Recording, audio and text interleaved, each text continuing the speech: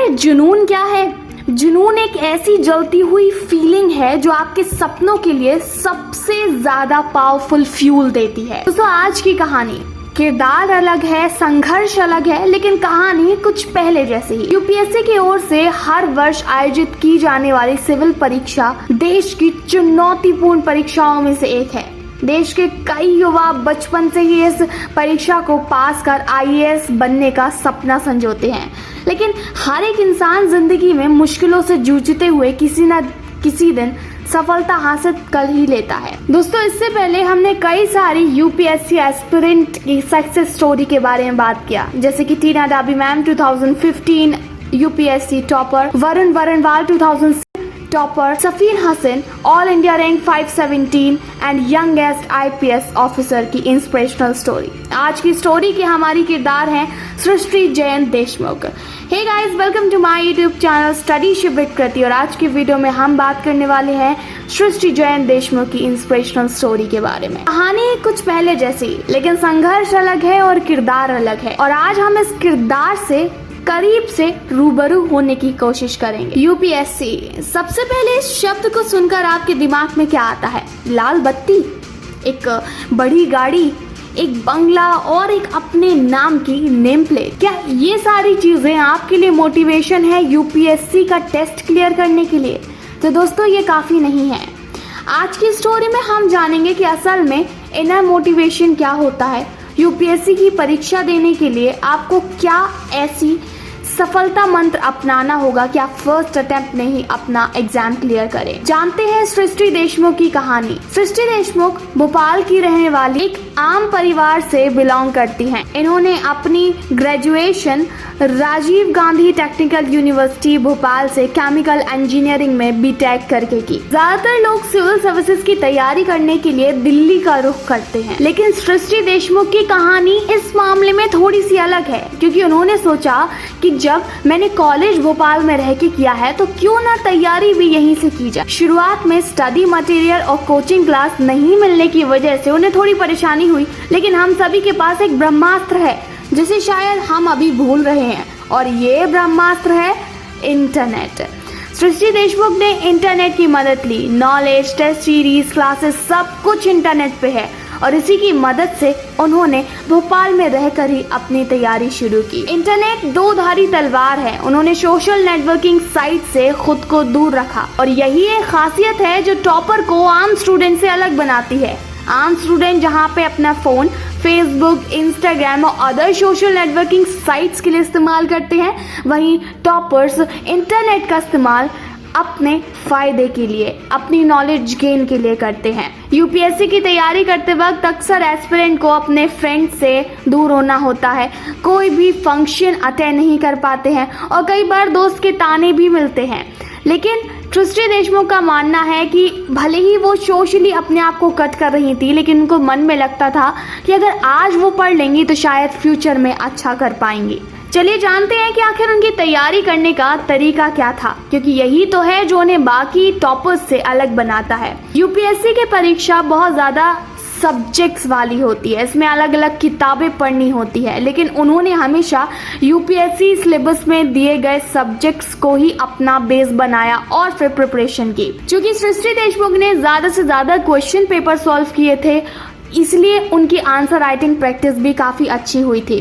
सृष्टि देशमुख से इंटरव्यू में एक सवाल पूछा गया था कि आप इतनी यंग हैं तो क्या चैलेंजेस हो सकते हैं और उन्हें वह कैसे फेस करेंगी? उन्होंने जवाब दिया, सर आई एम यंग, मैं यंग हूँ, लड़की हूँ, तो शायद अपने फैसलों को मनवाने के लिए मुझे थोड़े से चैलेंजेस फेस करने पड़े, लेकिन वो होमवर्क जरूर करेंगी। सृष्टि देशमुख ने अपने मेंस एग्जाम में 895 स्कोर किया था, वहीं उन्होंने अपने इंटरव्यू में 173 आउट ऑफ 250 स्कोर किया था, और इस तरह से फाइनल स्कोर उनका 1068 होता है, और उन्होंने सिक्योर की थी 5th rank in 2018 2018 UPSC exam. दोस्तों 2018 के यूपीएससी एग्जाम में टॉपर रहे थे कनिष्क कटारिया, सेकंड टॉपर थे अक्षर जैन एंड थर्ड टॉपर थे जुनैद अहमद। वहीं सृष्टि देशमुख ने रैंक 5th हासिल की थी। दोस्तों इस वीडियो को बनाने का मेरा केवल एक मकसद है, ऐसी क्या स्ट्रैटेजी है जो उन्होंने फॉलो की और जिसकी वजह से उन्होंने फर्स्ट अटेम्प्ट में ही अपना यूपीएससी एग्जाम क्लियर किया और साथ ही टॉप भी किया। अगर हम सृष्टि देशमुख के सक्सेस मंत्र के बारे में बात करें तो उनके सक्सेस मंत्र में 3 चीजें शामिल थी। Number 1, self motivation.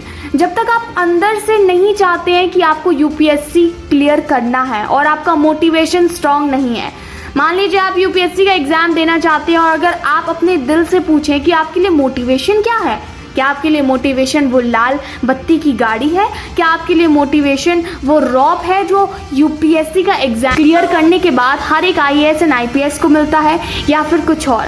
अगर आपका मोटिवेशन वो लाल बत्ती की गाड़ी, वो बंगला, वो सारी सुख सुविधाएं हैं तो आप ज़्यादा टाइम तक इस एग्जाम में टिक नहीं पाएंगे, क्योंकि यूपीएससी के एग्जाम तकरीबन 1 से 1.5 साल चलती है और ये मोटिवेशन आपको आपके लक्ष्य तक पहुंचाने के लिए ज़्यादा मजबूत नहीं है। Number 2, hard work. Hard work is the key to success and there is no shortcut for hard work. कठिन परिश्रम आपको करना ही करना होगा, चाहे आप यूपीएससी की तैयारी करें या फिर अपनी जिंदगी में किसी और एग्जाम की तैयारी करें, क्योंकि कठिन परिश्रम से कोई भी मनुष्य नहीं बच सकता। अगर आप सच में सफल होना चाहते हैं तो आपको कठिन परिश्रम करना ही होगा। And number 3, last success mantra was focus.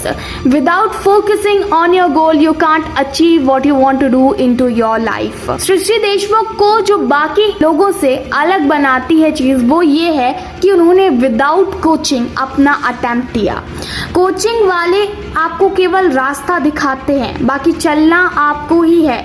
दोस्तों सृष्टि देशमुख अपने इंटरव्यू में कहती हैं कि कोचिंग वाले केवल आपको रास्ता दिखा सकते हैं, बाकी चलना आपको ही है और पढ़ना आपको ही है। अगर आपने अपने मन में ठान लिया है कि नहीं मुझे यूपीएससी एग्जाम किसी भी हालत में क्रैक करना है, तो आपको रोकने वाला आपके अलावा कोई और नहीं है। आप खुद को अपनी रुकावट मत बनने दीजिए। तो सृष्टि देशमुख की स्टोरी से हमें 2 बातें सीखने को मिलती हैं और वो यही है कि इंटरनेट पर सारा मटेरियल अवेलेबल है, लेकिन आपको कौन सी चीज़ ज़्यादा आकर्षित करती है और आप इंटरनेट पर मौजूद ज्ञान को किस तरह से अपने फ़ायदे के लिए इस्तेमाल करते हैं, ये पूरी तरीके से आप पर निर्भर करता है। और दूसरी चीज़, आईएएस बनने के लिए कोचिंग लेना ज़रूरी नहीं, दिल्ली आना ज़रूरी नहीं, आप अपने होम स्टेट में रहकर भी आईएएस की तैयारी कर सकते हैं, लेकिन उसके लिए ज़रूरी है self motivation, hard work and focus. Don't give excuse because challenges are meant to be challenges. ये बात तो आपने शायद सुनी ही होगी, सफलता का रास्ता मेहनत से होकर गुजरता है। आप किसी भी टॉपर की इंस्पिरेशनल स्टोरी देखिए, आपको एक चीज उन सभी में कॉमन मिलेगी, वो है उनकी बढ़िया प्लानिंग और time management. Because time management is all about plan, prioritise and spend the hours you have. आपके पास भी 24 घंटे हैं, बाकी किसी टॉपर के पास भी 24 घंटे ही थे। उन्होंने किस तरह से मैनेज किया, बस आपको अपनी प्लानिंग में थोड़ा सा सुधार करना है। Knowledge can be borrowed but where and how to apply it you have to figure out. जानकारी इधर उधर से समेटी जा सकती है, ज्ञान इधर उधर से लिया जा सकता है, लेकिन उसको अप्लाई कैसे करना है अपनी ज़िंदगी में वो आप पर निर्भर करता है। दोस्तों एपीजे अब्दुल कलाम की एक बहुत ही फेमस बुक है यू आर अ ब्लोजोम, उसमें से एक फेमस कोट है, man needs difficulties in life because they are necessary to enjoy the success. अगर आप अपनी सफलता का उल्लास बनाना चाहते हैं तो आपकी ज़िंदगी में कठिनाइयों का होना ज़रूरी है।